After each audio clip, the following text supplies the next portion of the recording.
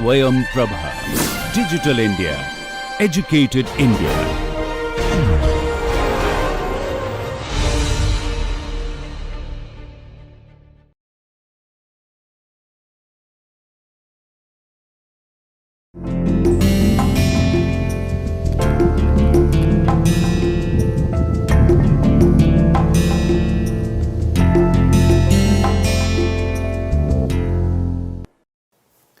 Let us start discussion today on ancient Indian rural housing.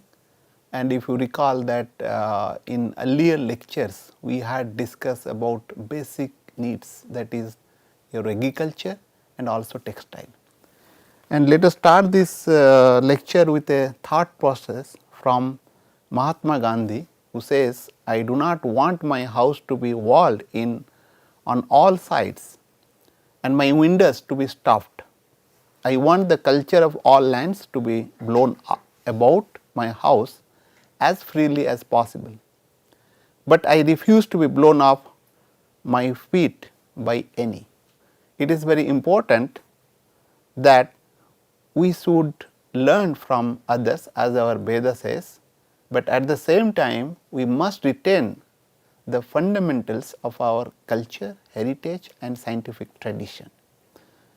And let us look at that about housing in ancient India. Some of the questions might be arising in your mind. What are the purpose of house? Of course, most of you know that it is basically protection against weather, and in recent time there is a lot of climate change, so we will have to look at it. And beside this, animals, insects, creatures and which are harmful for human life and property, we will have to protect also. And the theft, of course, safe storage is very important, and that is the characteristics of modern human being. If you recall that or if you go back to our history, the theft was almost not there in this country. Even today some villages are without any door and locked in that, particularly in Maharashtra region. And beside this, we will have to also protect ourselves against the natural calamities like flood, cyclone, earthquakes and other things. So, apart from that, people do rear the cattle and other animals, and we need to also store the not only the agriculture product, but also the other accessories or items of our day to day uses. And considering ancient Indian culture, we need to look at what are the houses what we are having. Generally the rural houses were detached from all four sides, and not always true, but if you see at least in 50 years back or maybe earlier, that most of the houses were having separated out due to several reasons. One of them of course privacy, other is ventilation, but privacy is a new concept, it was not there earlier in our culture. But what I feel that it might be that people were having lot of lands, that is one, and other thing that they were using thatched house. So, for fire safety they might have kept the house separated a little bit. And beside this they will be having a lot of land around for cultivation, and boundary wall were made earlier days by mud wall or a low tree or shrubs fencing, what we call hedge. And even some houses you may find that it is not without any boundary, because there will be land where they will be cultivating. Okay. So, in front of yard a plant of tulsi was kept, particularly in Hindu tradition, and because we revere the tulsi plant. And in the backwards, even in front also sometimes there are vegetable and herbal garden as well as seasonal fruit trees, which are a part of rural housing earlier days. And trees like asoka, neem, mango, etc. are kept around the house, and there are various reasons. It can also help to thwart the wind, particularly in cyclone time, and of course it can maybe sometimes fall on the house itself. but it will give resistance. And Vastu, a traditional Hindu system of architecture, which was very much there, and today it has evolved or rather it has rejuvenated in a different form. Although it is attached with a lot of superstitious, but if you look at the scientific part, it is quite interesting. One can look at it, which I won't be covering, but I am just mentioning it here for you people to explore it and find out whether what are the right thing with that.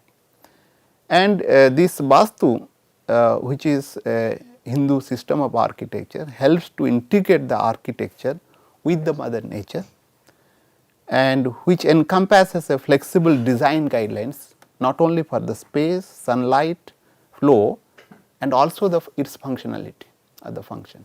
So, therefore, it is important to look at, but I am not going to cover that here. And as I told, Tulsi is very important, and it is being placed in the front and also the backyard of the house. And I have just shown you they do river and then make a lot of pujas and other things. Besides this, it creates a positive energy, what people say, because you are having belief system.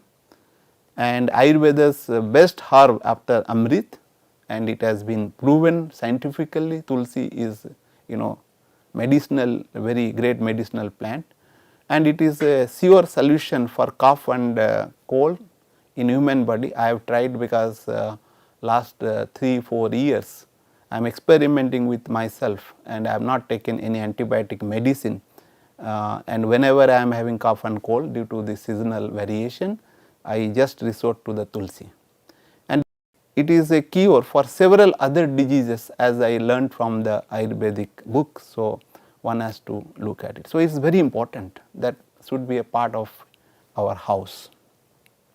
Beside this, Indian traditional is to welcome the guest, Atit Deva Bhava, and we always welcome the people of outside, and then this thing. And if you look at, you will find there are several signatures of our civilizations. I have just shown here, which some of them you place in your home, like Atit Deva Bhava or Subha Labha. Labha means is basically profit. It should be auspicious, then only the profit will be, and this is the signature of Indus Valley civilization. It is not that we will be get away by the profit alone. It must be beneficial for the mankind, then the profit is good.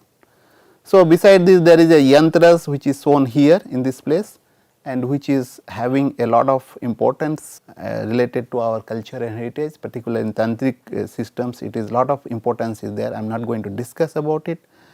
So, these two are basically the feet impression of the newly married bride who enters the house, because we consider them Lakshmi, and that is the symbol. We welcome the bride to our house, and we also keep it our mind. And there is another important symbol what we keep in front of our house is the swastik chin, and it is having lot of importance of not only psychologically but also the religiously. So, therefore, that is the things one has to keep it. And of course, there are several ways people are having. There will be painting, various paintings we keep, and tradition.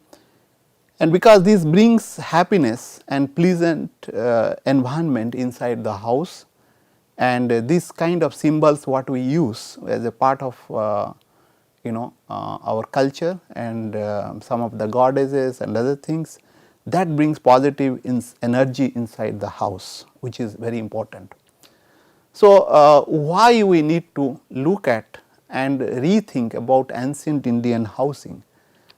If you look at today, due to the cultural invasion and the globalization and the marketization of our life, that we are losing the cultural heritage of across our country, and particularly in the, as a result, the local housing is not there. All are replaced with the same concrete and mortar kind of building structures.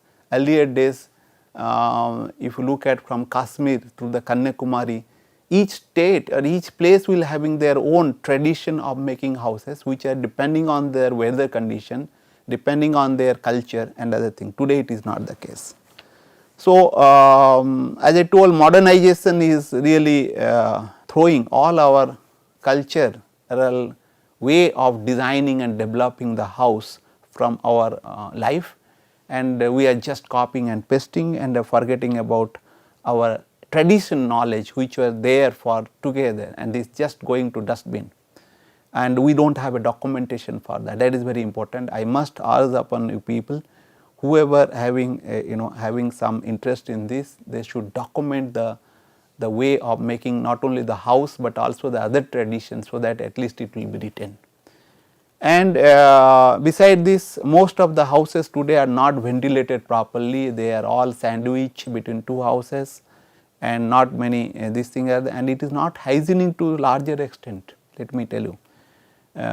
Particularly in rural areas where people are not that educated and also not that wealthy to afford to that for a better construction of house. Unhygienic and less or non-ventilated house, as I told, and various problem related house they are facing today in rural areas. For example, privacy, neighborhood feeling that is being receding in rural area, which was the hallmark of our rural life, rather Indian life. And there is a very low mentality of the people nowadays of not sharing and then caring of the people, and cost of land is increasing, and so also encroachment and local land policies is in doldrum, is in trouble. So, therefore, they are facing several problems, and Indian native architecture is almost on the verge of extinctions. So, that is very important, we need to, and those are developed over the years by our forefathers, and we need to relook at. I am not saying that we should copy and use that today, but the fundamentals or the basics should be retained. And the other characteristics of ancient Indian housings are major materials used in house construction in rural areas were locally available. So, that transportation cost and then other cost will be reduced, and it is they are aware about it. And today people are not aware about whatever things are available in their areas, but they may be getting from outside. That is the fallacy of the present system. And construction technique was as simple as possible, so that the knowledge was with the local people, and they were also learning from generation to generation, passing that knowledge to others. Person living could construct, repair, maintain it by themselves. They feel good about it. They feel that they have built the house, not the workers. And local architecture, cultural heritage were maintained, and good health of the residents, which were considered the prime important for making a house, but today it is not. And positive energy creation in the house were also a part of this thing, which was emphasized in Vastu system.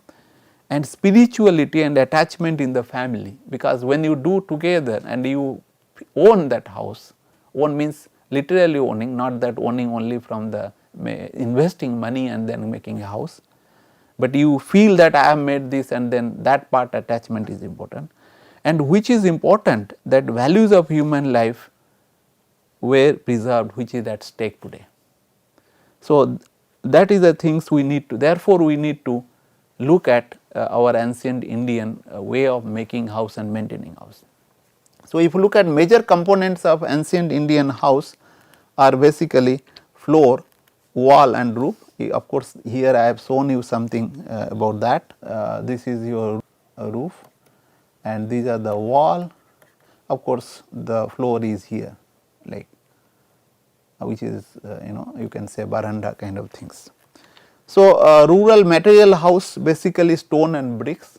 Of course, bricks you can make yourself, not you buy. I remember that when I was a kid, that local people were knowing how to make brick. But today if I go back to the same place where I had learnt how to make brick in my childhood, today they do not know how to make, and they buy that from factories.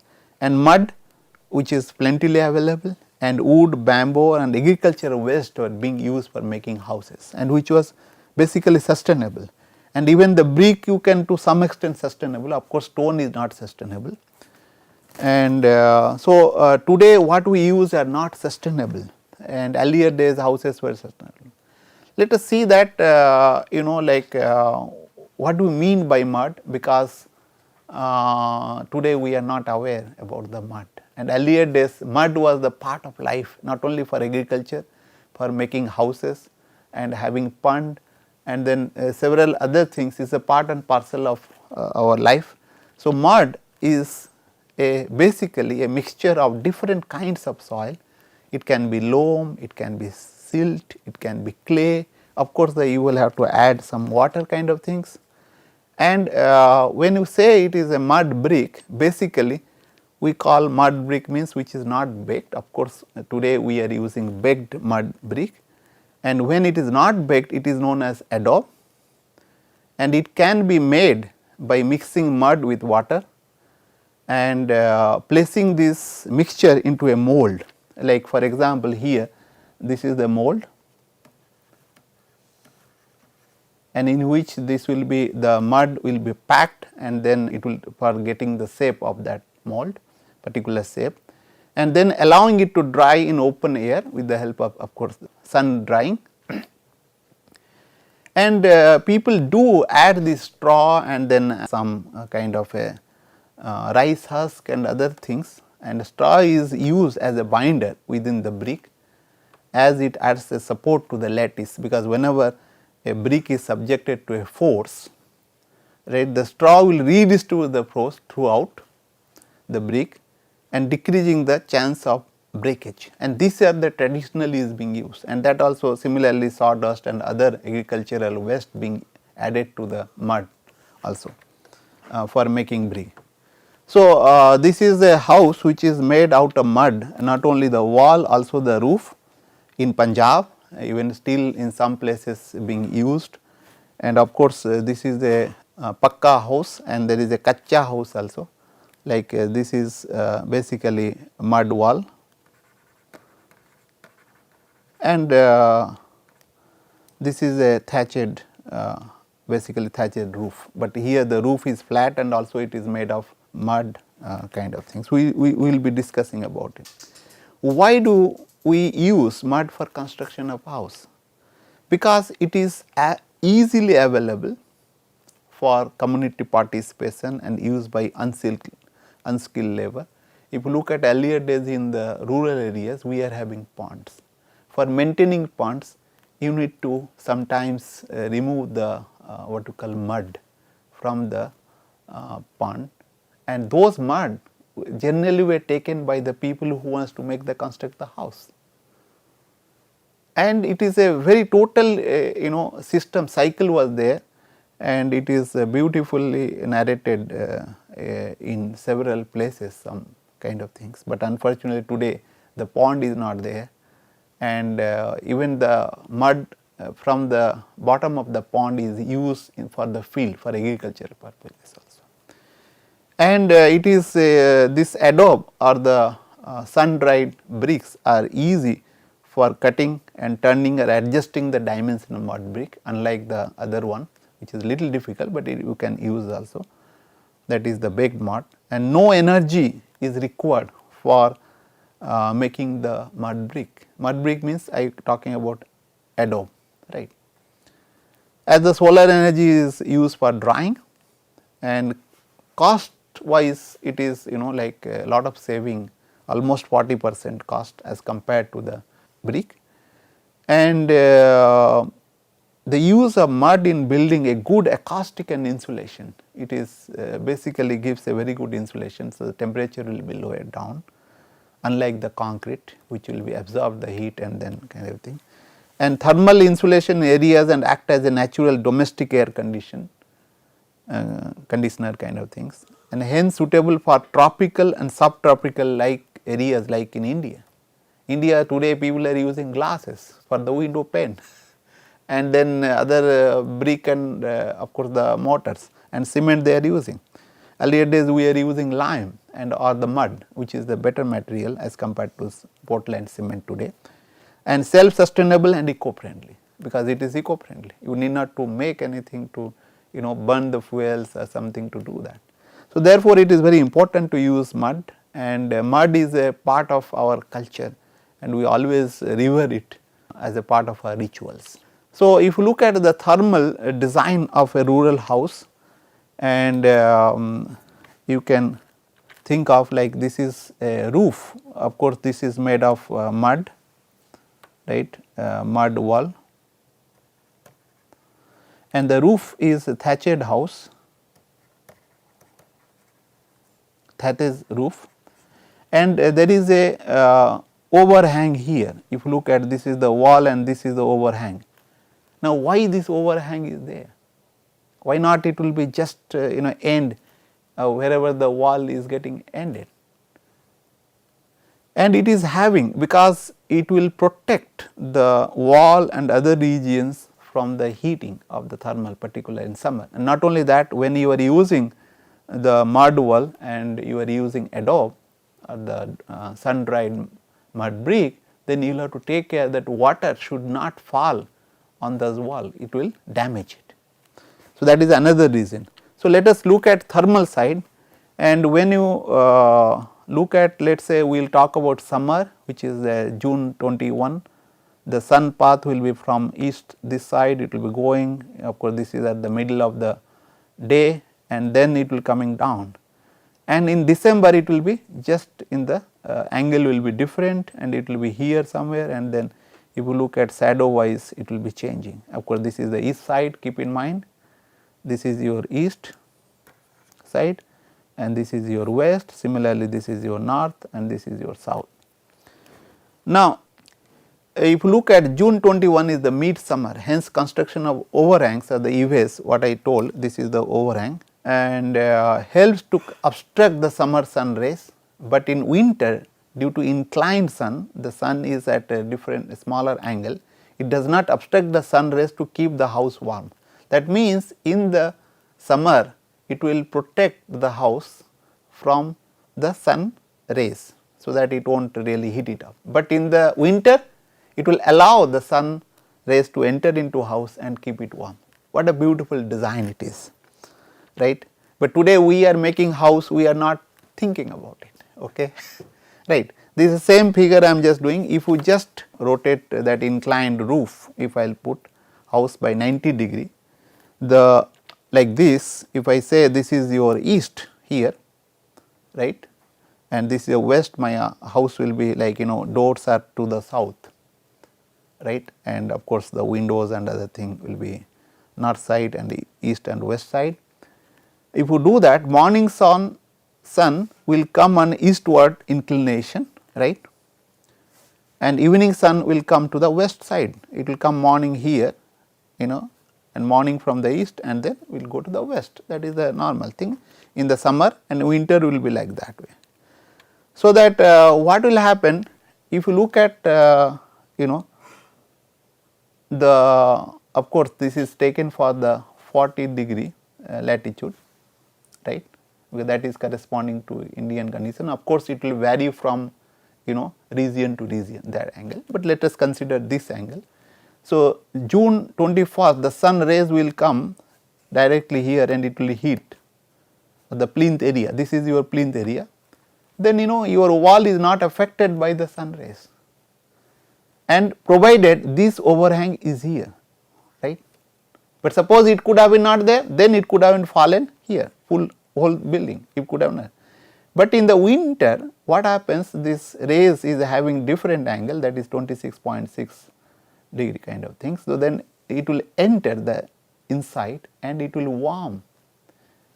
See, that is the beauty of the design, right, and this of course depends on what is the length you will have to give, this length, and this length is very important, and they have developed that thing, right, over the years. Of course, it will be varying from region to region.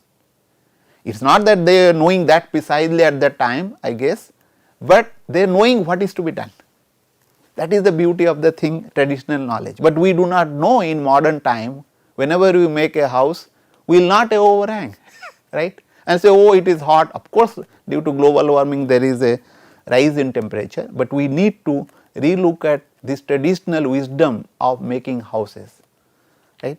Let us look at another things. Of course, there is a one way of putting this overhang here, but there is a thick wall and having this angle also, like such that this again the summer sun can not can be avoided, whereas the winter sun can enter into the house. Okay. So, that is the thing what you need to look at it, right. There are various design you can think of in across the country, but unfortunately we have not kept track of it and we do not have document, at least I am not aware of it, of course with my limited resources and then time I am spending for this work. This is not my usual work. So, and of course I had a talk with several civil engineering people and they say that they are not having any information, I have talked with various faculty members. So, and also if you look at there is a what are the other advantages of inclined roof house. I used to wonder why they are making inclined. So, keep in mind that these are the inclined house and these of course strips are there, these are bamboos or the strips, and it is to protect it from getting blown away by the wind. Okay. Now, if you look at the what happens to the solar, like if the solar rays are coming in and then what will happen, it will be some of this thing will be reflected. If it had been the flat one, what it could have happened, suppose it is a flat house, like this is like a flat house, what will happen, the sun will come and directly hit, right, but here it is reflected back and some of the of course heat will be entering into here and some of the heat also will go back, so that the less amount of heat will be retained in the house, and that is the beauty of putting this inclined roof, and we are not doing that. Okay. And of course, the question arises, what will be like angle we will be making, this angle what would be, and let me just to mention again thing that relative ability of roof surface to radiate absorb heat, because it will emit a lot of radiations also at the same time, and it is a bad insulation, this is also insulating materials, and it will not absorb the heat like concrete building. Concrete building like and they will be absorbing a lot of heat, but here it is not very this thing. So, that is also another important point what you can think of. So, let us look at aerodynamic design of a house. Like of course, earlier days people were putting the house near the trees and there might be hillocks, right, and that is the reason why also people plant trees like neem, people and mango extra around the house, and so that it will act as a barriers for the wind, and at the same time it will allow the wind to enter. Okay. Are you getting? You are putting some barriers, so it will take the load, but the wind will come. But if it is cyclone, then there will be a problem, because if the root uprooted the big trees and fall on the house, it will be damaging. So, that is also one aspect, but there are ways of doing. People, I remember, used to tie the trees, olden trees, they will make it what you call, identify it and tie it also, that they do, but that is the maintenance what need to take care, and it also affects the air quality will be improved by these trees, okay, particularly neem and even mangoes, right. So, that shape of the building is very important. Building shape for withstanding wind load, generally rectangular shape house is being used. Width will be around 1.5, length to width, if you look at right 1.5, and this is basically height to width. This height will be here, right, you can talk about this is your width, this will be height, and height to width 1 for use, basically if it is 1, it is a square houses. So, square houses are safest for the wind. If you look at most of the houses, numbers will be similar way, if you just look at, except few barring few them, they do not know how to build a house, and in modern days we do not take it. And pyramid shaped deep steep roofs is best for avoiding wind force damage, right, and building orientation is very important, right. because it is to be fixed with respect to direction from which wind or the tidal force is coming. Therefore, generally in angle it will be put it, that is the very important point which is there in Vastu, right. And traditional Vastu Shastra advocate, for example, if the wind is coming over here, right, then it will impact the wall, but we will come over, then it will be diverted, and then load will be less, and that is being reflected in the Vastu itself. So, therefore, we will be discussing more about the design of house in traditional wisdom, and in ancient days what you people were using. There is a lot of science involved in it, and they were practicing, not talking about it. So, with this I will stop over, and we will be discussing more about rural housing and its scientific aspect in the next lecture. Thank you very much.